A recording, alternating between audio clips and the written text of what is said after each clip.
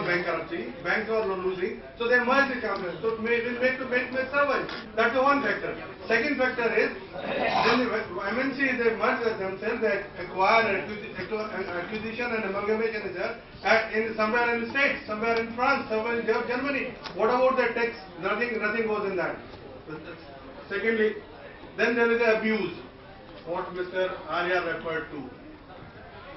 That the government itself, whose government? My government. Who elected it? Me.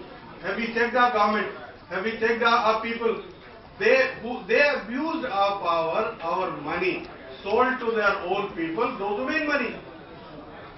Where we are to be accused? Then I think we are diverting from the theme of this workshop. No, the idea is this is with regard to merger acquisition. This is the merger what I am referring to by Government of India. There is a use of it, there is abuse of it. So use I am referring to the banks. Abuse what I am referring to what Mr. Arya has referred to. Then there is the MNC, those who are using and accusing is. There are MNCs, if we have resources and we don't have the funds to use those resources and other people are coming and using those resources and development take place, what is the harm in that? Sir, he is absolutely right. What I want to say. No, that's the one side of the coin. Other side is, yes, the fertile land should not be misused. That's the second part of the coin. There are two aspects of the same issue. The fertile land. Now the decision has been taken that SEZ should be given the land which is not a fertile land but a barren land. So that's a good idea. So that's how the things are cultivating. So there is not one side of the coin. There are two sides of the coin. That is what I am referring to. Then what you said, sir, regarding tax. These companies are being given tax holidays for 10 years. What are they doing? Giving employment to my people, to my own What is happening in Lalgarh? What is happening in Lalgarh? Take a second. See, just a minute.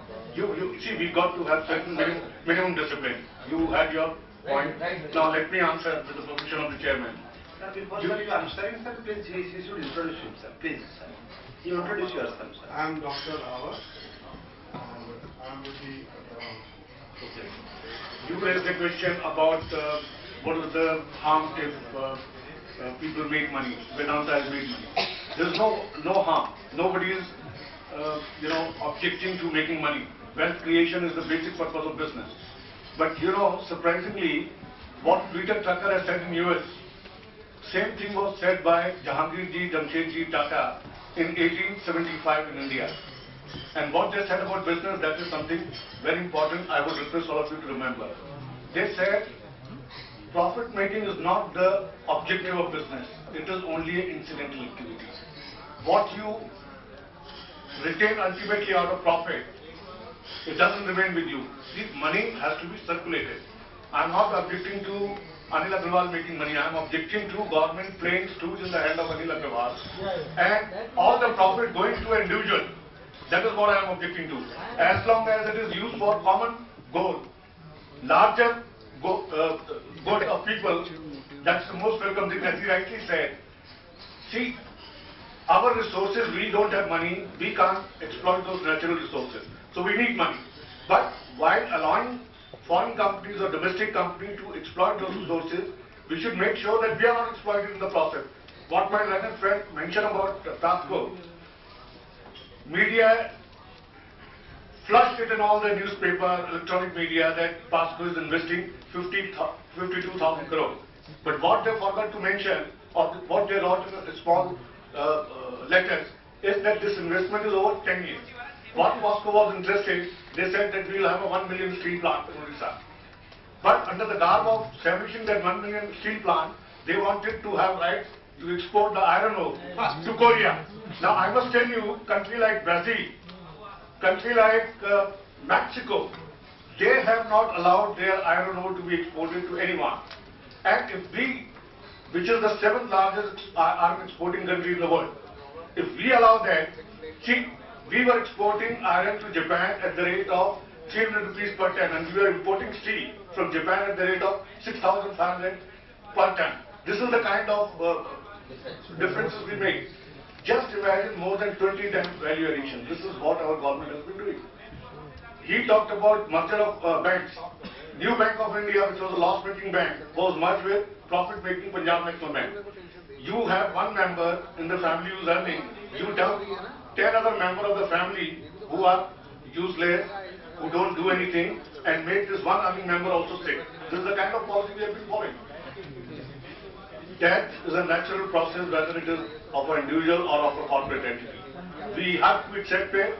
Whosoever, whether it is in private sector, public sector, MNC, does not perform has no right to exist. And whatever is the problems arising out of that, we have to face it. What you mentioned, sir, about small and medium enterprise, you would be surprised that more than 60% of the export of the country is through SMEs, small and medium enterprise. And government funding is not even 20%. The major culprits are large organizations. Rahul Bajaj, he mentioned that why a bank should not be privatized when government was thinking of privatizing banks. One union, United Commercial Bank Officers Association fellow, he came out with a declaration. He says, what is he talking? He is the biggest culprit. He has taken loan, and his group company has taken loans worth more than 1,300 crore, and he is the biggest defaulter. So what is he talking about privatization of bank? Question in India is not of privatization of public sector. You also mentioned about Air India making loss. I was Director HR and Legal in Air India. You know how it has been made sick? I left in 91. Mr. Praful Patel has married his daughter to Vijay Mallya, son, Siddharth. And deliberately it has been made sick. All the profit-making route has been given to small organizations.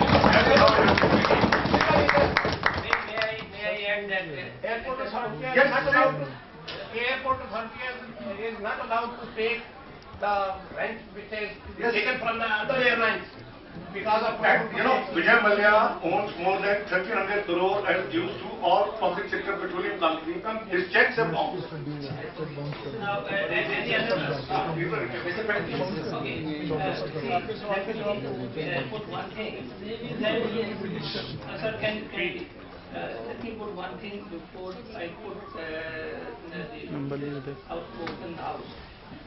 See, these mergers and acquisitions are approved by High Court. Now, we must have confidence in the wisdom of the High Court judges. Similarly, if there is a tax incentive given, it is given by officers who have been selected and your sons and daughters. So, let us not put all blames together. See, these are approved under certain conditions. If those conditions are fulfilled only, then these are approved, not otherwise. And if they don't fulfill the condition, there is a power to rectify the orders. Now the house is open for questions. Sir, I'd like to make one a point. One by one, please. Excuse me, sir. Firstly, I would like to suggest this house that our discussion should be based in such a fashion that something concrete comes out in the way of creation, which may go to the government, instead of accusing someone that he has made money, he has lost this, he has married his son, whatever. This all is happening. All this is a common knowledge. But it should be in the form of creation. Everyone is giving his time here. It's a workshop which should give something to the nation. Mr. Chairman, may I In the reservation, it will be respected. may I make a few observations? Sir, please give the opportunity to others, sir. Please, you have already asked. Let the others. Mr. Chairman, I would help you as possible for the background of the subject as it was put in the program was mergers and acquisitions, corporate development. It seems the discussion so far has been primarily motivated to or directed to motivation is the wrong word. As if it should have been corporate decline and not development. I have had some occasion to spend my last 40 years between business and a bit of jurisprudence, and currently I am becoming a lapsed player in both the fields because of my age. But there are 2-3 things which I want to definitely submit to this house.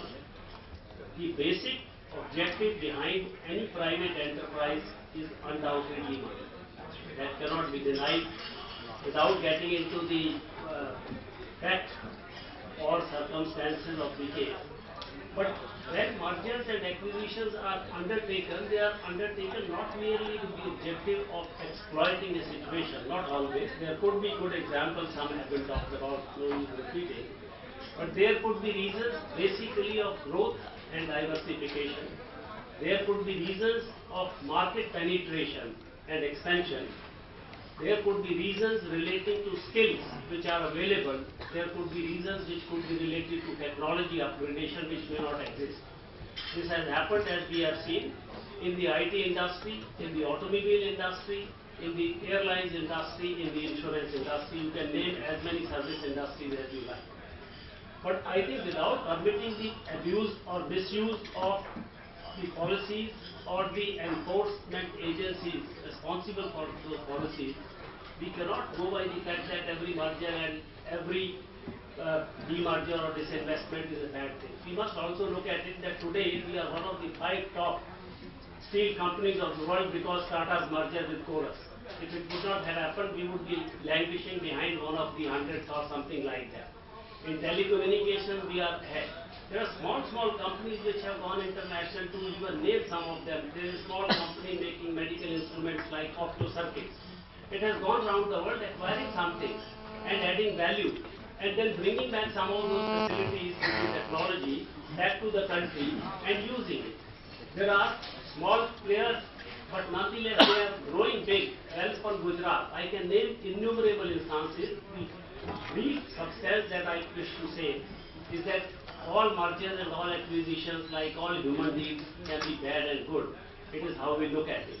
But one last point that I want to submit, that any merger and acquisition must also look at the most important resource, and that is the human resource. Merging culture, values, the tax authorities will merge the assets and balance sheets, look at it critically, the company law board, the enforcement agencies, SEBI, all will look at their aspect. But I think one aspect which in any successful merger, whether within India or outside India, is the human factor, and merging values, cultures, harmony of people towards growth is an area which I think we have been lacking somewhat, and we thank you very much. I'd like to make one simple observation. Give a telephone number and credit numbers. You introduce yourself, sir. My name is Bharadwaj, Vishnu Bharadwaj.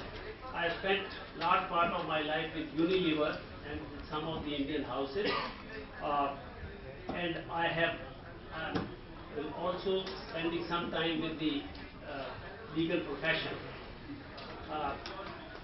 I'll certainly leave my telephone number with you. To that, I want to put forth a question to you which pertains to the new direct tax code.